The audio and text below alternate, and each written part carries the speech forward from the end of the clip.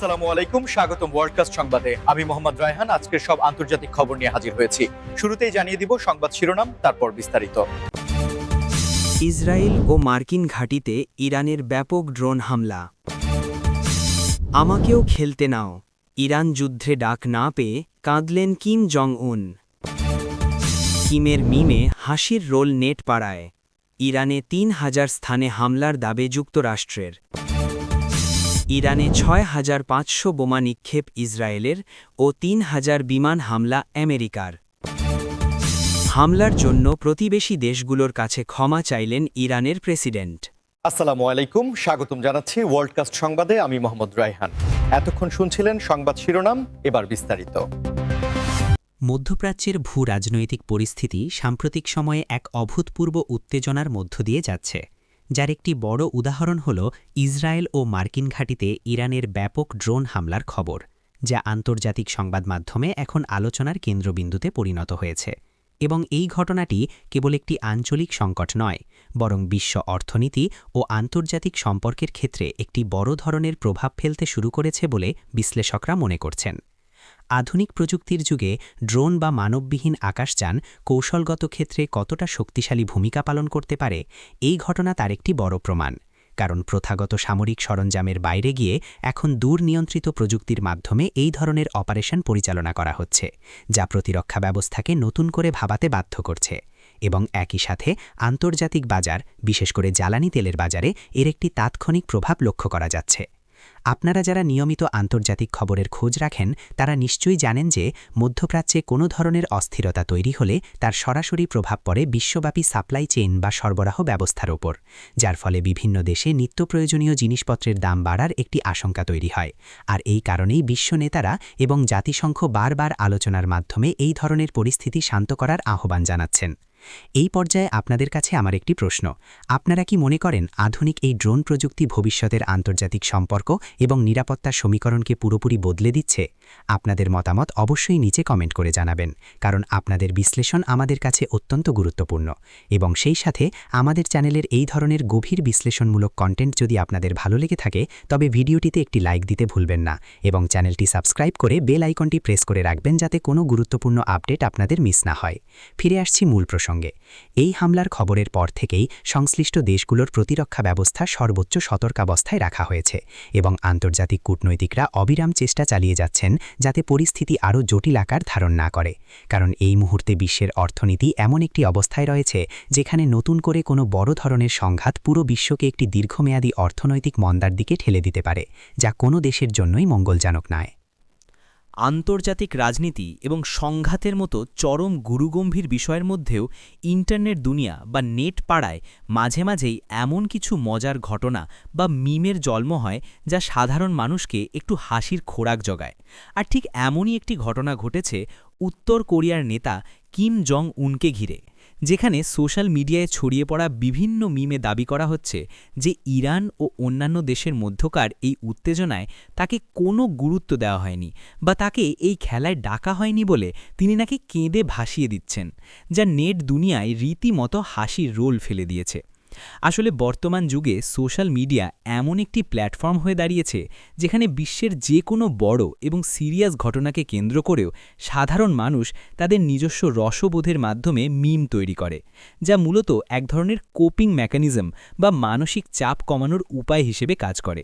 কারণ বিশ্বজুড়ে সারাক্ষণ যখন শুধু উদ্বেগ আর উৎকণ্ঠার খবর চলতে থাকে, তখন এক্স, সাবেক টুইটার, ফেসবুক বা রেডিটের মতো প্ল্যাটফর্মগুলোতে এই ধরনের মিম মানুষের মনে একটু হলেও স্বস্তি এনে দেয়।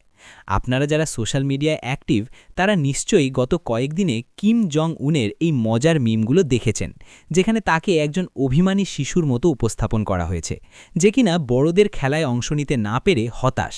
আর এই ধরনের কন্টেন্ট মুহূর্তের মধ্যে ভাইরাল হয়ে যায়, কারণ এটি আন্তর্জাতিক রাজনীতির একটি অতি পরিচিত চরিত্রকে সম্পূর্ণ ভিন্ন এবং হাস্যকর একটি দৃষ্টিকোণ থেকে তুলে ধরে। এই ধরনের মিম কালচার প্রমাণ করে যে সাধারণ মানুষ এখন আর শুধু প্যাসিভ দর্শক হিসেবে খবর গ্রহণ করে না, বরং তারা খবরের বিভিন্ন দিক নিয়ে নিজেদের মতো করে কন্টেন্ট তৈরি করে এবং ডিজিটাল আলোচনায় অংশগ্রহণ করে, যা অনেক সময় মূল খবরের চেয়েও বেশি মনোযোগ আকর্ষণ করে এবং মানুষের মুখে মুখে ছড়িয়ে পড়ে। তবে এই হাসির আড়ালে একটি মনস্তাত্ত্বিক বিষয়ও লুকিয়ে আছে, আর তা হল বিশ্ব রাজনীতির মূল মঞ্চে বিভিন্ন দেশের নেতাদের অবস্থান এবং তাদের প্রভাব নিয়ে সাধারণ মানুষের একটি নিজস্ব মূল্যায়ন রয়েছে, যা তারা এই ধরনের ব্যঙ্গাত্মক ছবি বা ভিডিওর মাধ্যমে প্রকাশ করে থাকে। এবং অনেক বিশ্লেষক মনে করেন যে সোশ্যাল মিডিয়ার এই ট্রেন্ডগুলো পাবলিক সেন্টিমেন্ট বা জনমতের একটি বড় সূচক হিসেবে কাজ করে। যুক্তরাষ্ট্রের পক্ষ থেকে ইরানে প্রায় ৩,০০০ স্থানে হামলার যে দাবি করা হয়েছে তা আন্তর্জাতিক কূটনীতি এবং সংবাদ মাধ্যমে একটি বিশাল আলোড়নের সৃষ্টি করেছে। কারণ এত বড় পরিসরে কোনো অপারেশনের দাবি শুধুমাত্র সামরিক দিক থেকেই নয়, বরং ভূরাজনৈতিক দিক থেকেও একটি অত্যন্ত তাৎপর্যপূর্ণ ঘটনা, যা এই অঞ্চলের পুরো দৃশ্যপটকে পরিবর্তন করে দেওয়ার ক্ষমতা রাখে। যখন কোনো দেশের পক্ষ থেকে এত বিশাল সংখ্যক স্থানে টার্গেট করার কথা বলা হয়, তখন বুঝতে হবে এর পেছনে রয়েছে দীর্ঘদিনের গোয়েন্দা তথ্য সংগ্রহ, স্যাটেলাইট প্রযুক্তির সর্বোচ্চ ব্যবহার এবং অত্যন্ত সূক্ষ্ম কৌশলগত পরিকল্পনা, যা সাধারণ মানুষের কল্পনারও বাইরে। আর এই ধরনের খবর সামনে আসার পর আন্তর্জাতিক মিডিয়াগুলো এই দাবির সত্যতা, এর পেছনের কারণ এবং এর সম্ভাব্য ভবিষ্যৎ প্রভাব নিয়ে বিস্তর বিশ্লেষণ শুরু করেছে। আপনারা যারা নিয়মিত গ্লোবাল নিউজ ফলো করেন তারা হয়তো লক্ষ্য করেছেন যে যুক্তরাষ্ট্র এবং ইরানের মধ্যকার সম্পর্ক গত কয়েক দশক ধরেই অত্যন্ত জটিল এবং নানা ধরনের নিষেধাজ্ঞার জালে আবদ্ধ, যার ফলে এই দুই দেশের মধ্যে যে কোনো ধরনের উত্তেজনা শুধুমাত্র তাদের নিজেদের মধ্যেই সীমাবদ্ধ থাকে না, বরং তা ইউরোপ থেকে শুরু করে এশিয়া পর্যন্ত পুরো বিশ্বের শেয়ার বাজার, জ্বালানি খাত এবং আন্তর্জাতিক বাণিজ্যের ওপর একটি বিশাল প্রভাব ফেলে। ৩,০০০ স্থানে হামলার এই দাবি যদি আংশিক সত্য হয়, তবে এটি বুঝতে হবে যে আধুনিক প্রযুক্তির যুগে কোনো দেশের গুরুত্বপূর্ণ স্থাপনা, যোগাযোগ ব্যবস্থা বা রাডার সিস্টেমগুলো কতটা ঝুঁকির মুখে থাকতে পারে, এবং এই বিষয়টি বিশ্বের অন্যান্য দেশগুলোকেও তাদের নিজেদের নিরাপত্তা ব্যবস্থা নিয়ে নতুন করে ভাবতে বাধ্য করছে। কারণ সাইবার সিকিউরিটি থেকে শুরু করে আকাশপথের নিরাপত্তা সবকিছুই এখন এক নতুন চ্যালেঞ্জের সম্মুখীন।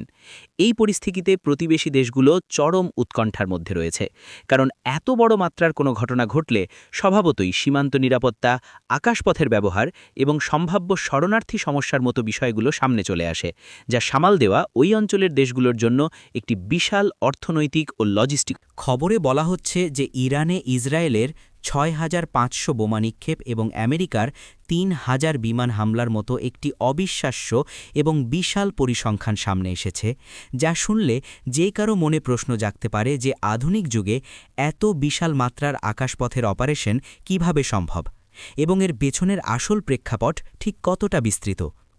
এই ধরনের পরিসংখ্যান যখন আন্তর্জাতিক গণমাধ্যমে উঠে আসে, তখন প্রথমেই যে বিষয়টি নিয়ে আলোচনা শুরু হয় তা হল এর লজিস্টিক্যাল এবং প্রযুক্তিগত দিক। কারণ হাজার হাজার বিমান হামলা পরিচালনা করা এবং এত বিপুল সংখ্যক সরঞ্জাম ব্যবহার করার জন্য প্রয়োজন অভাবনীয় মাত্রার সমন্বয়, নিখুঁত টাইমিং এবং অত্যাধুনিক স্যাটেলাইট নেভিগেশন সিস্টেম, যা বর্তমান বিশ্বের সামরিক বিমান চলাচলের ইতিহাসে একটি বড় ধরনের কেস স্টাডি হয়ে থাকতে পারে। তবে এই খবরের সবচেয়ে বড় প্রভাবটি গিয়ে পড়ে সাধারণ মানুষের মনস্তত্ত্বে এবং বিশ্ব অর্থনীতিতে। কারণ যখনই কোনো অঞ্চলে এত ব্যাপক মাত্রার অপারেশনের খবর ছড়িয়ে পড়ে, তখন আন্তর্জাতিক বিনিয়োগকারীরা আতঙ্কিত হয়ে পড়েন, শেয়ার বাজারে বড় ধরনের দরপতন দেখা যায় এবং বিশ্বজুড়ে পণ্য পরিবহনের রুটগুলো, বিশেষ করে সমুদ্রপথ এবং আকাশপথ, চরম হুমকির মুখে পড়ে, যার ফলে প্রতিটি জিনিসের দাম সাধারণ মানুষের নাগালের বাইরে চলে যাওয়ার একটি ঝুঁকি তৈরি হয়। এই ধরনের খবরের ক্ষেত্রে সবসময় তথ্যের সত্যতা যাচাই করা একটি বড় চ্যালেঞ্জ হয়ে দাঁড়ায়, কারণ বর্তমান ডিজিটাল যুগে অনেক সময় অতিরঞ্জিত তথ্য বা ভুল পরিসংখ্যান খুব দ্রুত ছড়িয়ে পড়ে। আর তাই প্রফেশনাল নিউজ অ্যানালিস্ট হিসেবে আমাদের দায়িত্ব হল সব পক্ষের খবর যাচাই করা এবং নিরপেক্ষভাবে আপনাদের সামনে তুলে ধরা, যাতে আপনারা প্রকৃত পরিস্থিতি সম্পর্কে একটি পরিষ্কার ধারণা পেতে পারেন। আপনারা যারা ভিডিওটি দেখছেন তাদের কাছে একটি অনুরোধ থাকবে, বর্তমান সময়ের যে কোনো খবর, বিশেষ করে যেগুলোতে এত বড় বড় সংখ্যার কথা বলা হয়, সেগুলো শোনার পর আপনারা কি স্বাধীনভাবে অন্যান্য সোর্স থেকে তথ্য যাচাই করেন? আপনাদের তথ্য যাচাই করার প্রক্রিয়াটি কেমন তা আমাদের কমেন্ট করে জানাতে পারেন, এতে করে অন্য দর্শকরাও সচেতন হতে পারবেন। এই সমস্ত উত্তেজনার মধ্যেই একটি অত্যন্ত তাৎপর্যপূর্ণ কূটনৈতিক ঘটনা ঘটেছে, আর তা হল প্রতিবেশী দেশগুলোর কাছে ইরানের প্রেসিডেন্টের ক্ষমা চাওয়ার খবর, যা আন্তর্জাতিক সম্পর্কের দৃষ্টিকোণ থেকে একটি অত্যন্ত বিরল এবং গুরুত্বপূর্ণ পদক্ষেপ হিসেবে বিবেচনা করা হচ্ছে। সাধারণত যখন কোনো অঞ্চলে বড় ধরনের আকাশপথে অপারেশন বা সামরিক তৎপরতা চলে তখন সেই দেশের সীমানা পেরিয়ে প্রতিবেশী দেশগুলোর আকাশসীমা লঙ্ঘিত হওয়ার বা ধ্বংসাবশেষ ভুলবশত অন্য দেশের ভূখণ্ডে পড়ার একটি বড় ঝুঁকি থাকে, যা ওই প্রতিবেশী দেশগুলোর সার্বভৌমত্ব এবং নিরাপত্তার জন্য চরম হুমকি স্বরূপ। আর ঠিক এই কারণেই ইরানের প্রেসিডেন্ট পরিস্থিতি অনুধাবন করে তার প্রতিবেশী রাষ্ট্রগুলোর কাছে আনুষ্ঠানিকভাবে দুঃখ প্রকাশ করেছেন।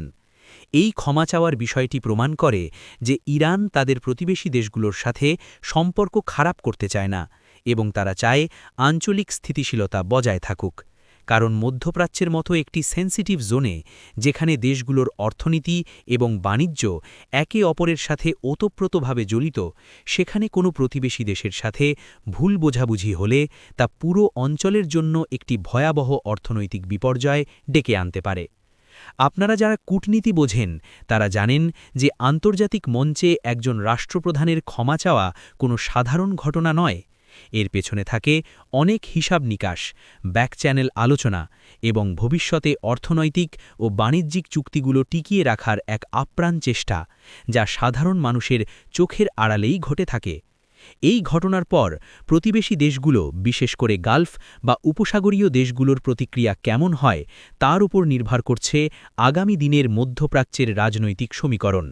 কারণ তারা যদি এই ক্ষমা গ্রহণ করে একটি সহযোগিতামূলক অবস্থান নেয়, তবে এই অঞ্চলের উত্তেজনা অনেকটাই কমে আসবে বলে বিশ্লেষকরা মনে করছেন। আপনাদের কি মনে হয়, আন্তর্জাতিক রাজনীতিতে রাষ্ট্রপ্রধানদের এই ধরনের ক্ষমা চাওয়ার সংস্কৃতি কি দীর্ঘমেয়াদী শান্তি প্রতিষ্ঠায় আসলেই কোনো কার্যকরী ভূমিকা রাখতে পারে? আপনাদের মূল্যবান মতামত অবশ্যই আমাদের জানাবেন, কারণ আমরা বিশ্বাস করি একটি সুস্থ এবং যুক্তিনির্ভর আলোচনাই পারে যে কোনো জটিল বিষয়ের সঠিক সমাধান বের করে আনতে।